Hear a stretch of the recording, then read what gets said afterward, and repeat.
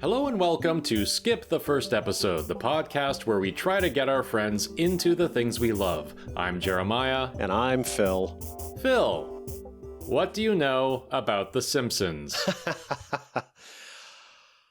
Very short list. Here we go. There is a guy named Bart, and he's a kid, and his hair could stab people. It's so sharp. He's got a dad named Homer, and unlike the poet, he is neither blind nor poetic, what I gather. I don't know the wife's name. He's got a sister named Lisa, I think. There's a baby who's perpetually a baby. He's down at a bar called Moe's, I think, where they drink a beer called Moe's. Is that correct? No, Duff. Yes. Right? Duff. There's a guy named Philip J. Fry, and he goes to the future, and I've seen that show. See, that is the Matt Groening thing I've seen. So I am familiar with... Groening. Groening is the name. Really? Yeah, I know. I've seen very, very few episodes. Yeah, I've always been fascinated by this, because I don't know if I've ever told you this, because we both know Doctor Who is my favorite show, but Simpsons could easily tie as my favorite show. Wow, I did not know that. And if you were to watch, not the entire series, but the classic era, which comfortably would be seasons 3 through 8. For some people, it goes a little beyond that. Uh-huh. But if you were to actually watch the classic era of the show, I have no reason to think it wouldn't be one of your favorites. And that's why I've made attempts to introduce it to you. And it's tricky because, I mean, it's very easy to take a list of the best episodes. And I can't remember. Do you remember the episodes that I showed you? Nope. I have seen the David Hyde Pierce episode. I have seen the Ricky Gervais episode. Yeah. I don't remember disliking what you showed me. I think I was like, oh yeah, that's good. Well, which episodes did you show me? I believe the episode I showed you was Last Exit to Springfield, which for a long time topped every list of best episode. Mm-hmm. So it's kind of the obvious choice. It is a great episode. It's not the best. Okay. And maybe I showed it to you because I know you didn't watch The Simpsons, but you did watch Family Guy, right? I did get into Family Guy, but again, I think part of it was I was not allowed to watch The Simpsons as a kid. Right. But by the time Family Guy came out, I think I was like 17. So, I mean, I was definitely, okay to watch that. Why were you not allowed to watch The Simpsons? There were very strange rules in my house, and it was stuff like you can watch Die Hard at the age of 8, but you can watch nothing with Bill Murray. Oh, I mean, that was a rule. So, I don't know if I could get into the rhyme or reason about why The Simpsons was on the off list, but suffice it to say, it was on the off list. I was amazed that my parents did allow me to watch it. Well, of course, you're not the only one in this conversation who's amazed by that. My parents were really weird about rules. The only show they ever told me not to watch was Roseanne, and I think it was just because she annoyed them. Well, and see, I think it was just if it contains an actor that my father disliked, that would be it. He didn't like Bill Murray. So that was on the off list. He didn't like Jim Carrey, so I couldn't watch anything with Jim Carrey. Oh, wow. Robin Williams was also on that list, I mean, there's a lot of kids' movies that I have not seen just because they had Robin Williams in them. I couldn't watch The Simpsons at the beginning because it was on Fox, and we couldn't get that on our antenna. And my dad at that point refused to get cable. In fact, we didn't actually get cable until he started doing, I'm not kidding, he started doing the morning news. Oh. He was the anchor man in the morning. And he paid me to record record him doing the news every morning, and it looked like garbage. And so I finally decided to get cable so that when I recorded him, it looked crystal clear. And the net benefit, in addition to that, I was able to finally watch The Simpsons, and The Simpsons was in its 4th year. That's one of the best eras of the show to sort of jump on board, I think. Now, do you think that because it's genuinely up a notch, or do you think it's also because that was the first time you saw it? A little bit of both. And in fact, this is part of my strategy here. What I really want to do is set you on a path where you can watch the classic era from the beginning, because I think season 3 is when it really becomes The Simpsons. But it starts to happen towards the end of season 2. So, okay, The Simpsons is what we're going to call on this podcast a skippable first season. The first season you can easily skip. The second season is a huge step up, but they're still figuring things out, and there is a lot to figure out. When The Simpsons aired, it was the first primetime animation show since The Flintstones. Wait, what? Yes. There hadn't been anything like it before. See, now we live in a post-Simpsons world, and they were able to, piggyback off of a lot of the things that they had to figure out. That is blowing my mind, actually, because it's an obvious statement to say now that I'm aware of it, but like before you said that, like I never would have occurred to me that, because now we have everything from Rick and Morty to, do you think that it was The Simpsons that allowed, obviously Simpsons allows for Family Guy, but Family Guy then spawns all these other ones like American Dad, but then by extension you get all, Adult Swim was starting to come in around, the early 2000s. So absolutely. Without The Simpsons, you don't get Beavis and Butthead. You don't get South Park. Wow.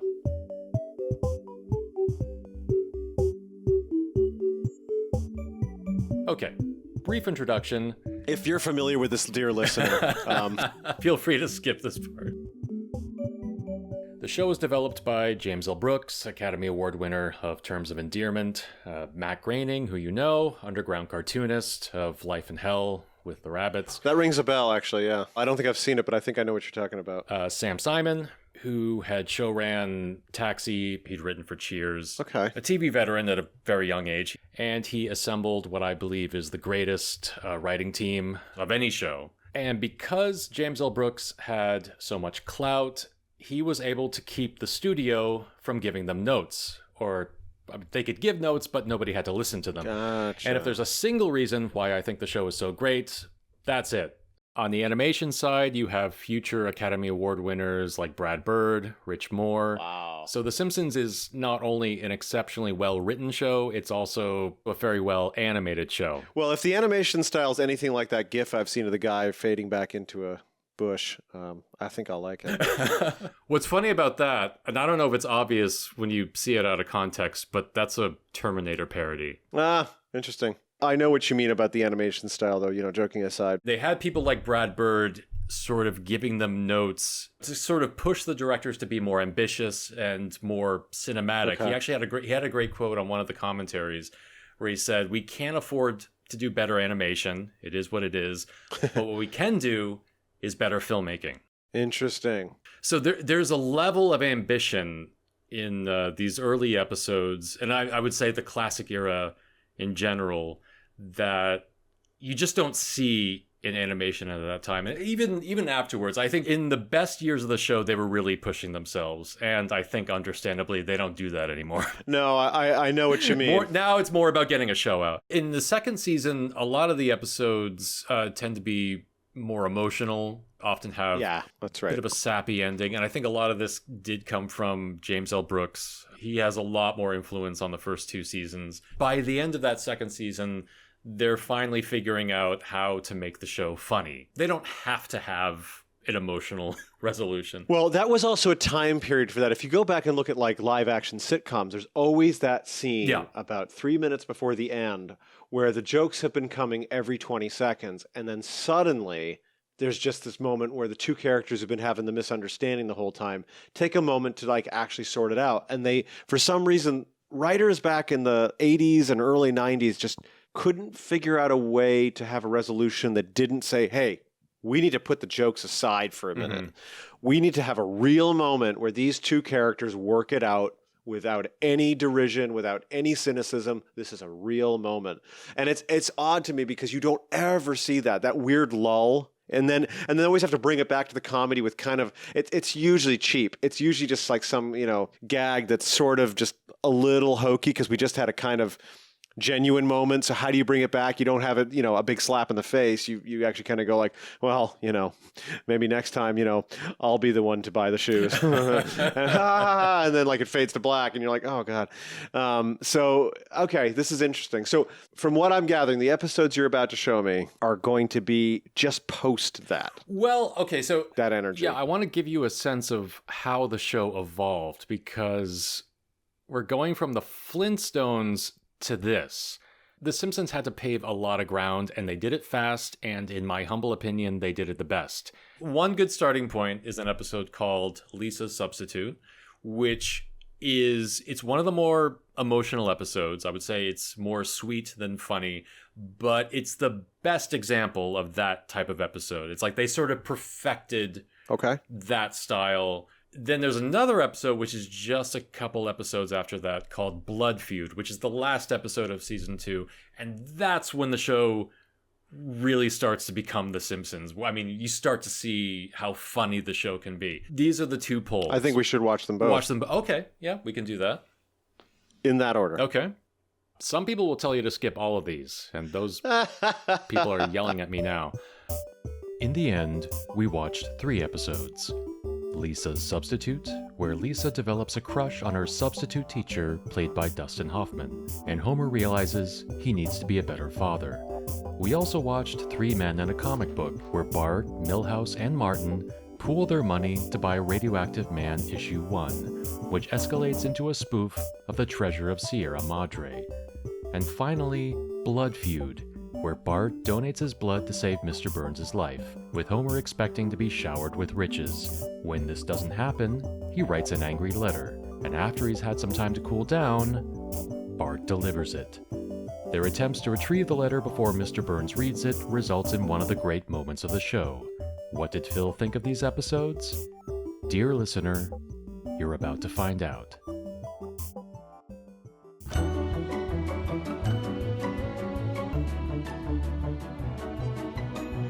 So, you've just seen what is, in my opinion, the best of season 2. I mean, there's other high points. It only gets better and better from there. So it's slightly counterintuitive to introduce you to the show this way. But at the same time, I don't know. I kind of like starting from the more grounded place where it begins. Yeah, I mean, there was a grounding here that I can see. And I've seen a few of the later episodes. Like I said, I've seen Brother from Another Series. Mm-hmm. I definitely like the third one best. I see what you meant about the other ones were a little sentimental. I mean, the first one you showed me was very sentimental and like almost to a point where I was like, I kind of wonder like what was the impetus for some of this. But by the end of it, where there's a sort of cynical, like, we didn't learn a lesson, there's no moral. The moral of this story is a good deed is its own reward. Hey, we got a reward. The head is cool. Well then, I guess the moral is no good deed goes unrewarded. Wait a minute. If I hadn't written that nasty letter, we wouldn't have gotten anything. Well, then I guess the moral is the squeaky wheel gets the grease. Perhaps there is no moral to this story. Exactly. It's just a bunch of stuff that happened. You know, almost in this Seinfeldian type of way where it's like, no, it was just some observations and some stuff that happened. Yeah. That seemed to me to be hitting the tone they'd always been like I could sense that tone trying to come out, and this is one where they finally just leaned into it, and I went, okay. And it was the one that worked the best for me, for sure. Yeah. Although, I gotta say, the Blood Feud. You did talk over possibly the best line in the whole thing. Oh, no. What was that? Hello. My name is Mr. Burns. I believe you have a letter for me. Okay, Mr. Burns. What's your first name? I don't know. I actually thought, I hope that wasn't like Jeremiah's favorite joke from this episode. What are the chances of that? Now, my wife, who's also a big Simpsons fan, in fact, I married the right person because Doctor Who and The Simpsons are simultaneously our favorite shows. There you go. And apparently that joke translates very well into Spanish as well. In fact, she insists that it's funnier in Spanish. Hola, yo soy el señor Burns y me parece que tiene una carta para mí. Muy bien, señor Burns. ¿Cuál es su primer nombre? Ay, no sé. He needlessly puts on a voice. Yeah. That doesn't even sound like Mr. Burns. It's a good one. Yeah, there was a delightful absurdity to it. Yes. This is really where that begins. James L. Brooks had a heavy influence on the first 2 seasons, which begins to relax from this point. I think in season 3 they find kind of a perfect balance. They have the episodes that are a bit sweeter, but also they undercut it a lot more. I will say, I think the fact that there's an absurdity trying to come out, I think when they lean into that and just accept the absurdity, that's when it worked the best for me. Yeah. I think the sentimentality, I think I commented on, like, it did that thing that a lot of shows in the 80s did where some guys, not just a dickbag like the whole time throughout the episode. Mr. Bergstrom left today. Oh? He's gone. Forever. And? I didn't think you'd understand. Hey, just because I don't care doesn't mean I don't understand. And then they do their usual status quo thing. The character we start to care about, calls them out on it.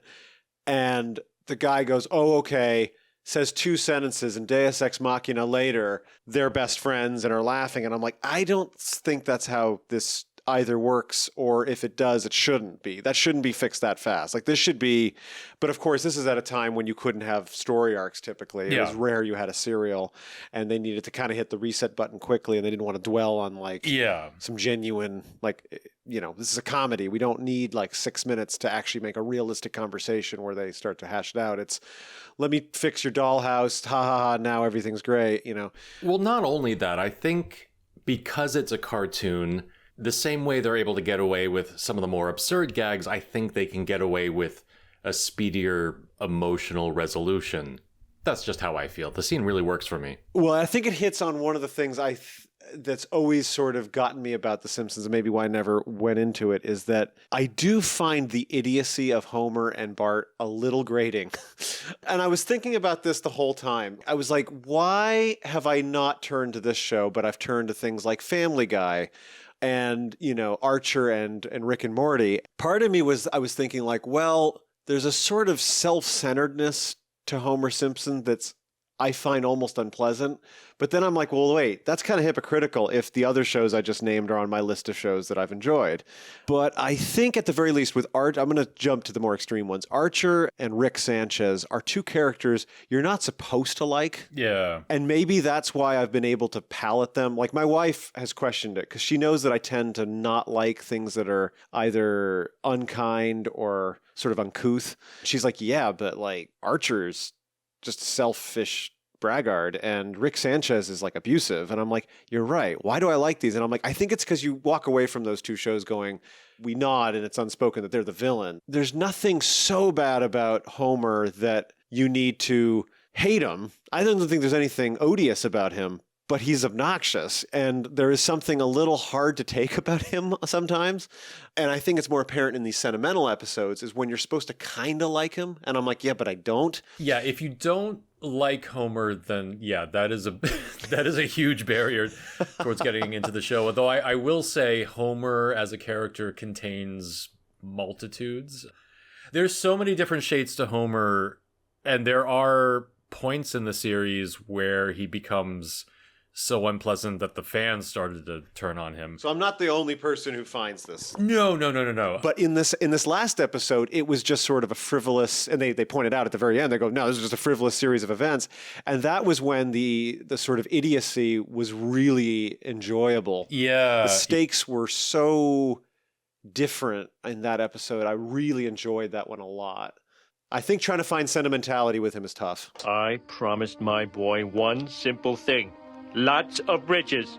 And that man broke my promise. Like I said, I did not watch the show when it came out. I remember seeing like all these images of, Homer strangling Bart, which I could see on your face. That was a bit startling. Well, but I also recognized it. I'd seen that GIF and I've seen that image as well. They have certain rules for when Homer strangles Bart, that it's always impulsive. It's never something that he does intentionally. Well, and it's also on the heels of, Bugs Bunny and all that stuff is really violent. There was a time, and I'm not trying to get it off the hook, because I think showing an abusive father abusing a kid in that way is really startling in real life. But as you say, in a cartoon where the whole thing is pretty absurd anyway, I think there's other pretty horrible things going on in that show too that you could point to. If we're going to really pick this apart, the abuse that Mr. Burns hands down to almost anybody that he encounters.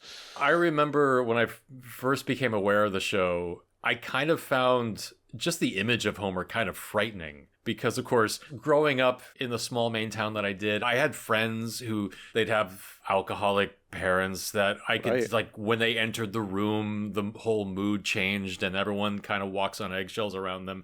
And that was kind of my impression of Homer. Like, I just kind of like, I saw him as kind of a frightening figure.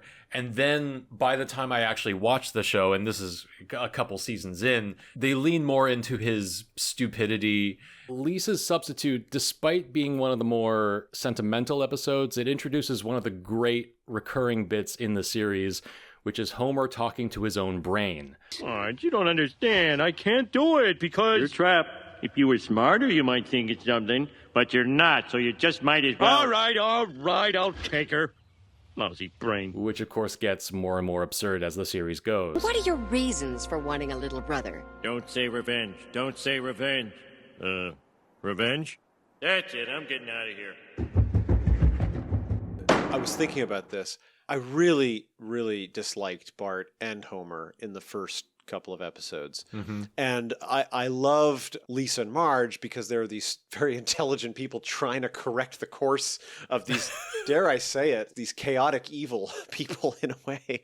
Because he really is malicious in a lot of this stuff. But I started thinking, like, what is annoying me about him? Because I loved Calvin and Hobbes, and there's a sort of, maybe malicious is too strong. There's definitely an impishness to Calvin. Mm-hmm. But I think the difference there is that he's a misunderstood kid whose imagination in a situation where he's supposed to be stoic causes restlessness for him. And I don't get that there's that level of motivation for Bart. I think he just likes to see the situation turn to his will and see the world burn on some level.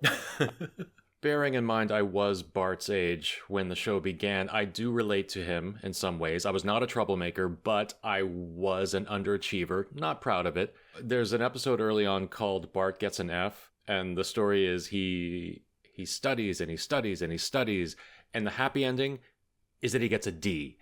And as sad as that is, that was me. And of course later on he gets diagnosed with ADD, and it was the 90s, so the only point they could make about that is, we're over-medicating children, and not that Bart has a neurological disorder, and, he's struggling, which explains some of his behavior, not all. I think that the sentimentality there was what's causing, because I get invested and then I go, I really don't like that he's messing this up. In the other one, I saw, the one where he's sending a letter to Mr. Burns, it was like a British farce. And I could really sink my teeth into that a lot more. If you're going to make me invested and care on kind of a core level, those characters are going to be a sort like Bob's Burgers is actually one that I cannot get into for similar reasons, because I actually genuinely start to watch Bob and go, your day would be fine if these, if this chicanery wasn't happening around you. And that's all I take away. And most people go, that's not the point. I go, I know, but the fact that that's what I take away just tells me at least it's probably less about the show and more about me. But I was also thinking about this too, like Breaking Bad did not work for me. And Better Call Saul did 100%, 110%. And I realized that it's partly because of this that, spoilers, but Walter White is a megalomaniac whose ego is the main thing that drives him, which is frustrating for me to watch in the first place. But considering that it mostly drives him to do idiotic things, it's even more frustrating. And it's in a show where the stakes are very high and I care about the outcome and I care about the characters.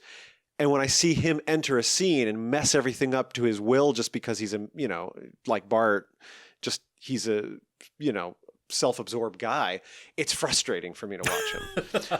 When I watch someone like Jimmy McGill, who does, you could argue, terrible things, but because deep down he thinks it's the right thing to do, and you see that his heart is 100% in the right direction and his actions are 110% in the opposite direction. And he can't see that thing. That to me is fascinating because deep down he thinks he's justified, and yet an outside observer can go, I see why you feel that, but what you're doing, no. Better Call Saul to me keeps the stakes high, but makes the characters and their self-absorption more relatable. Mm-hmm. And I think this last episode of Simpsons fixed the problem for me by doing the opposite. They made the stakes silly.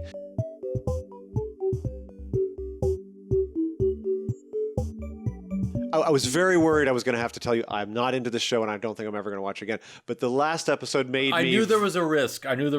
But the last episode made me go, okay, I see that this stuff is very clever. And now that it's aiming for a totally different goal, I could get into this one. The episode Lisa's Substitute was written by John Vitti, who is one of their best writers. Okay. But I believe the story was pitched by James L. Brooks, and Vitti said on the commentary that this story came along at a point where the writers were just beginning to understand the comedic potential of the show.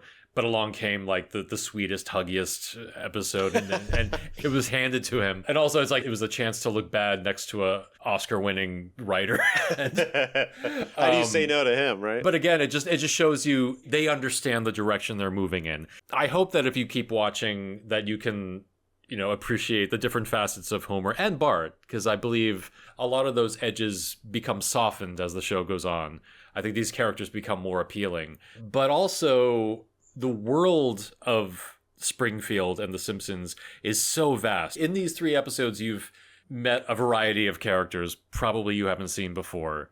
And a lot of those characters become developed. Even if you don't care for the main cast that much, there's so much more going on, and there's so many characters that you can't wait for them to appear again. Hello, I'm actor Troy McClure. You kids might remember me from such educational films as Lead Paint, Delicious but Deadly, and Here Comes the Metric System. The comic book guy in Radioactive Man, literally his name is Comic Book Guy. I think eventually they do give him a name. Down the line, there's entire episodes that are devoted to him. Right. It's not unusual for a show to have the school principal to be a character, but the principal's mother is a character. Wow. Seymour, the house is on fire! No, Mother, it's just the Northern Lights. The superintendent becomes a character at one point. Seymour!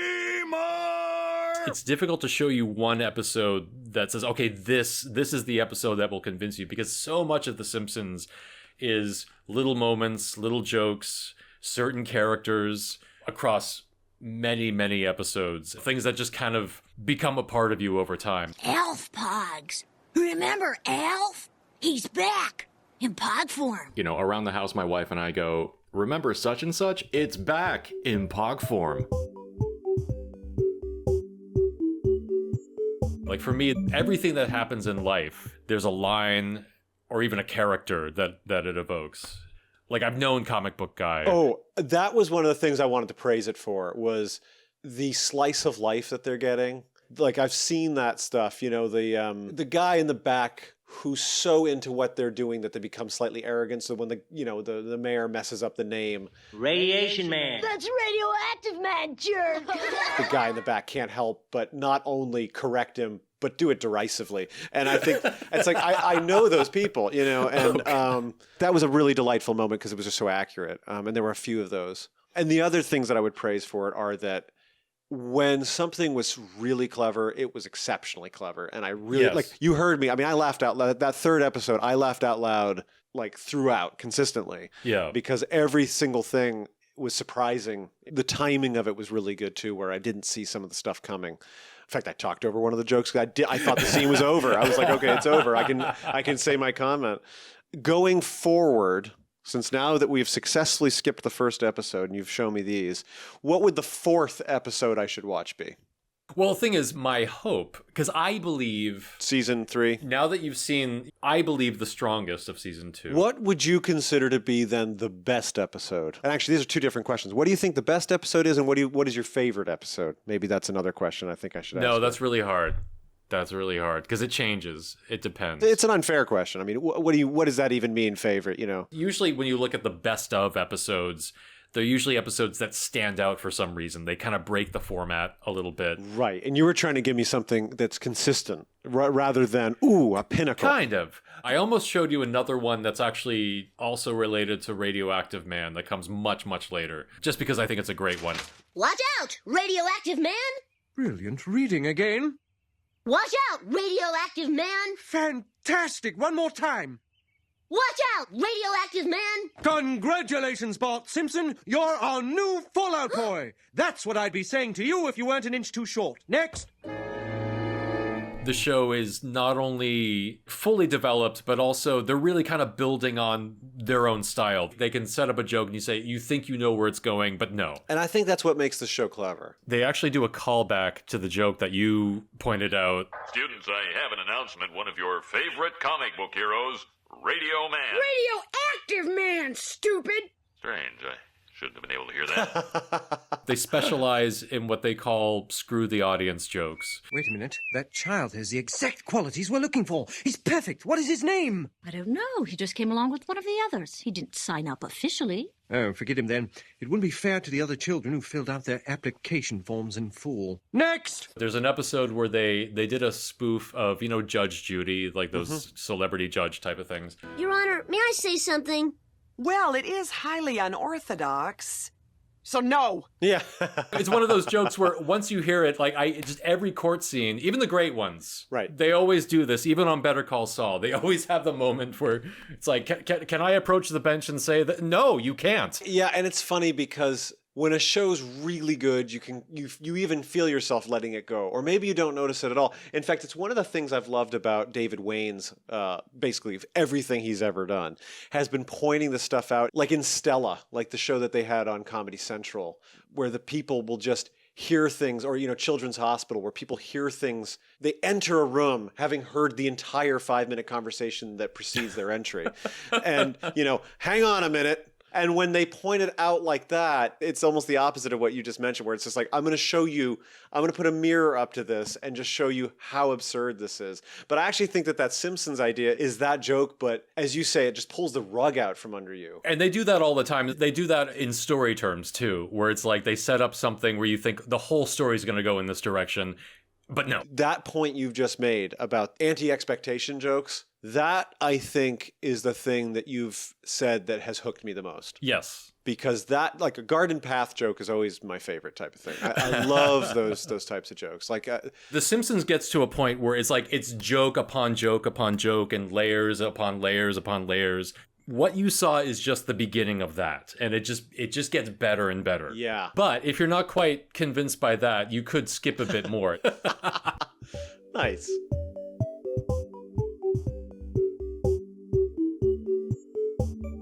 You've intrigued me more with this conversation than anything as well. I think the third episode was the one that would probably get me into it the most. And then when you talk about these jokes that undercut the expectations, as well as pointing out inconsistencies in other works that you've probably just accepted because whatever, that intrigues me more than anything. So yeah, we should probably do a follow-up episode at some point where we'll see if I've done it. For me, the best seasons of the show, again, are 3 through 8. There's great episodes after that. There's great episodes before that. But 3 through 8 is a pretty solid block. And that's not a lot of seasons of TV. That's about 5. Right. I mean, no, it is 5. That's my math is correct. 5 minus 0 is 5. You're right. It kind of blows my mind that you've watched Seinfeld and not The Simpsons. Because for me, there's a lot of parallels between the two shows. They both begin in 1989. They both have skippable first seasons. Yeah. And they have a similar trajectory in the way that they evolve. I think their best seasons are sort of side by side. Sort of. I think The Simpsons actually has the edge. I think it's a little better and for longer. And I think there's an alternate universe where they both end in season 9. Like The Simpsons could have ended in season 9, and arguably that would have been better for it. Yeah, again, I think this really did just come down to the fact that my father let me watch Seinfeld at a certain point, and he never really let up on The Simpsons, but again and again, I never asked. I'd seen Seinfeld and went, I like this, can I watch this? And kind of, wore him down a little bit. Well, you've got me intrigued. Good. You've successfully got me to want to watch some more. Oh my goodness. So maybe you have chosen the correct episodes that are not the first one. Oh, also, I can't believe I didn't mention this before. Did you know that there is a cast member on The Simpsons who was also a cast member on the Jack Benny program? Mel Blanc? No. Dennis Day? Harry Shearer. Harry Shearer was on the Jack Benny program? As a child, apparently. I actually didn't know that. That's how far back his career goes. Wow. Oh, he played Jack Benny as a child. Okay, this was on the TV program. Oh, okay. This was our first episode, so we forgot to sign off.